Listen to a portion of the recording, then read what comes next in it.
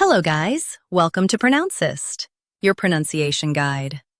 Today we will learn how to pronounce the word shown on the screen, hematology.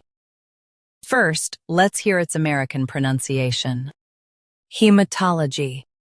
Now, read the syllables of U.S. pronunciation shown on the screen naturally. He, m, t, l. G. Hematology. He, m, t, l. G. Hematology. Now, let's focus on British pronunciation of this word. Hematology. Now, read the syllables of British pronunciation shown on the screen naturally. He, m, tol, a. G. Hematology. He, m, tol, a. G.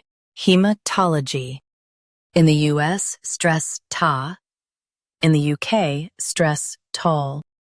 Hematology. Hematology.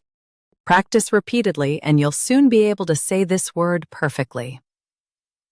The best way to practice is to repeat the syllable multiple times. The meaning of the word is study of blood and its disorders. Try repeating this word several times to improve your pronunciation. We post daily videos on useful and commonly mispronounced words to help you speak clearly and confidently.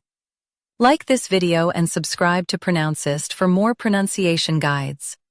Thanks for watching us.